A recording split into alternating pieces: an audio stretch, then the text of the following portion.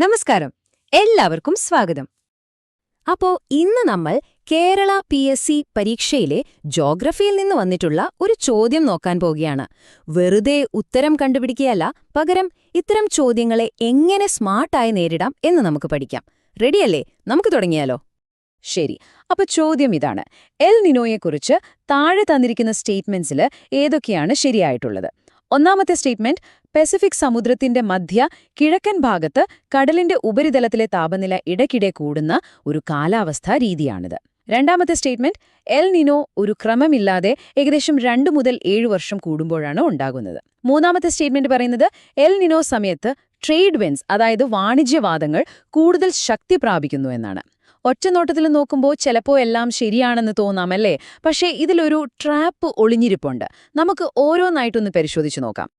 Okay, അപ്പം നമുക്ക് ഉത്തരം കണ്ടെത്താനുള്ള അന്വേഷണം തുടങ്ങാം. ഈ ഓരോ സ്റ്റേറ്റ്മെന്റും ഓരോ ക്ലൂ ആയിട്ട് കണ്ടാൽ മതി. ശരി, നമ്മുടെ ആദ്യത്തെ ക്ലൂവിലേക്ക് പോകാം. സ്റ്റേറ്റ്മെന്റ് 1, ഇത് എൽ നിനോയുടെ ഒരു ഡെഫിനിഷനാണ്. അതായത് പസഫിക് സമുദ്രത്തിലെ വെള്ളം ചൂട് പിടിക്കുന്ന ഒരു പ്രതിഭാസം. ഇത് വളരെ ബേസിക് ആയിട്ടുള്ള ഒരു കാര്യമാണ് അല്ലേ? എൽ നിനോയെക്കുറിച്ച് പഠിക്കുന്ന ആരും ആദ്യം മനസ്സിലാക്കുന്ന ഒരു ഫാക്ട് ഇതാണ്. അപ്പോൾ സ്റ്റേറ്റ്മെന്റ് 1 കറക്റ്റാണ്. ഇനി നമുക്ക് രണ്ടാമത്തെ സ്റ്റേറ്റ്മെന്റിലേക്ക് വരാം. ഇത് എൽ നിനോ എത്ര നാൾ കൂടുമ്പോഴാണ് ഉണ്ടാകുന്നത് എന്നതിനെ പറ്റിയാണ്. അതായത് അതിന്റെ ഫ്രീക്വൻസി. അതെ, ഈ പറയുന്നതും കൃത്യമാണ്. എൽ നിനോ സാധാരണയായി 2 മുതൽ 7 വർഷം വരെയുള്ള ഒരു ഇടവേളയിലാണ് ഉണ്ടാവാറുള്ളത്. അപ്പോൾ ആദ്യത്തെ 2 സ്റ്റേറ്റ്മെന്റുകളും ശരിയാണെന്ന് നമുക്കിപ്പോൾ ഉറപ്പിക്കാം, അല്ലേ? ഓക്കെ, ഇനിയൊന്ന് ശ്രദ്ധിക്കണം. നമ്മൾ ഈ ചോദ്യത്തിലെ ഏറ്റവും ട്രിക്കി ആയിട്ടുള്ള, നമ്മളെ കുഴപ്പിക്കാൻ വേണ്ടി മനഃപൂർവ്വം ഇട്ടിരിക്കുന്ന ഭാഗത്തേക്കാണ് വരുന്നത്.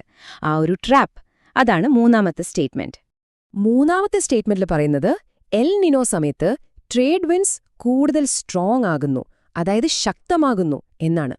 പക്ഷേ യഥാർത്ഥത്തിൽ എന്താണ് സംഭവിക്കുന്നത്? നേരെ തിരിച്ചാണ്. എൽ നിനോ സമയത്ത് ട്രേഡ് വിൻഡ്സ് ദുർബലമാവുകയാണ് ചെയ്യുന്നത്. ചിലപ്പോൾ അതിന്റെ ദിശ പോലും മാറിപ്പോകും. സോ ഏറ്റവും പ്രധാനപ്പെട്ട കാര്യം എന്താന്ന് വെച്ചാൽ ഈ മൂന്നാമത്തെ സ്റ്റേറ്റ്മെന്റ് തെറ്റാണ്. അപ്പൊ നമുക്ക് ആ തെറ്റായ സ്റ്റേറ്റ്മെന്റ് കിട്ടിക്കഴിഞ്ഞു. ഇനി പരീക്ഷാ ഹാളില് നമ്മുടെ സമയം ലാഭിക്കാൻ പറ്റുന്ന ഒരു സ്മാർട്ട് ടെക്നിക്കുണ്ട്. അതാണ് എലിമിനേഷൻ. അത് വെച്ചിട്ട് എങ്ങനെ ഉത്തരത്തിലേക്ക് എത്താമെന്ന് നോക്കാം. നമ്മുടെ മുന്നിലുള്ള ഓപ്ഷൻസ് നോക്കൂ. സ്റ്റേറ്റ്മെന്റ് 3 തെറ്റാണെന്ന് നമുക്ക് 100% ഉറപ്പാണ്. അതുകൊണ്ട് തന്നെ സ്റ്റേറ്റ്മെന്റ് 3 വരുന്ന ഏതൊരു ഓപ്ഷനും നമുക്ക് ധൈര്യമായിട്ട് ഒഴിവാക്കാം.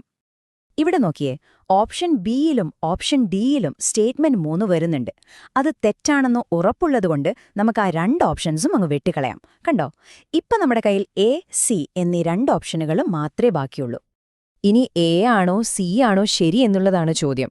പക്ഷെ നമ്മൾ നേരത്തെ തന്നെ ഒരു കാര്യം ഉറപ്പിച്ചില്ലേ? സ്റ്റേറ്റ്മെന്റ് 2ഉം ശരിയാണ്. ഓപ്ഷൻ സിയില് സ്റ്റേറ്റ്മെന്റ് 1 മാത്രമേ ഉള്ളൂ. അതുകൊണ്ട് ഓപ്ഷൻ സിയും തെറ്റാണ്. അപ്പൊ പിന്നെ ആകെ ഒരു ഓപ്ഷനേ ബാക്കിയുള്ളൂ. അതെ, നമ്മുടെ ശരിയുത്തരം ഓപ്ഷൻ എ ആണ്. സ്റ്റേറ്റ്മെന്റ് 1ഉം 2ഉം ശരിയാണ്. കണ്ടില്ലേ? ആ ഒരൊറ്റ തെറ്റായ സ്റ്റേറ്റ്മെന്റ് കണ്ടുപിടിച്ചപ്പോ നമുക്ക് എത്ര എളുപ്പത്തിലും വേഗത്തിലും ഉത്തരത്തിലേക്ക് എത്താൻ പറ്റി. അപ്പൊ ഈ ഒരു ചോദ്യം ചെയ്തതിൽ നിന്ന് നമ്മൾ പഠിക്കേണ്ട സ്മാർട്ട് മെത്തേഡ് എന്താണ്? വളരെ സിമ്പിളാണ്. സ്റ്റെപ്പ് 1, ഓരോ സ്റ്റേറ്റ്മെന്റും നന്നായിട്ട് വായിച്ച് വിലയിരുത്തുക. സ്റ്റെപ്പ് 2, അതിൽ തെറ്റായി കൊടുത്തിട്ടുള്ള ട്രാപ്പ് സ്റ്റേറ്റ്മെന്റ് ഏതാണെന്ന് കണ്ടുപിടിക്കുക. സ്റ്റെപ്പ് 3, ആ തെറ്റായ സ്റ്റേറ്റ്മെന്റ് വെച്ചിട്ട് ഓപ്ഷനുകളെ ഓരോന്നായി ഒഴിവാക്കുക. ഇതാണ് PSC ചോദ്യങ്ങളെ സ്മാർട്ടായി സമീപിക്കാനുള്ള ഏറ്റവും നല്ല വഴി. ഇതുപോലുള്ള സ്മാർട്ട് ടെക്നിക്കുകളിലൂടെ PSC പരീക്ഷയിൽ മികച്ച വിജയം നേടാൻ നിങ്ങളെ സഹായിക്കാൻ ഞങ്ങൾ ഇനിയും വരും. അതിനുവേണ്ടി ഈ ചാനൽ ഇപ്പോൾ തന്നെ സബ്സ്ക്രൈബ് ചെയ്യുക. നോട്ടിഫിക്കേഷൻ കിട്ടാനായി ആ ബെല്ലൈക്കൺ കൂടി ക്ലിക്ക് ചെയ്യാൻ മറക്കരുത്. അടുത്ത ഒരു വിശകലനവുമായി വീണ്ടും കാണാം. നന്ദി.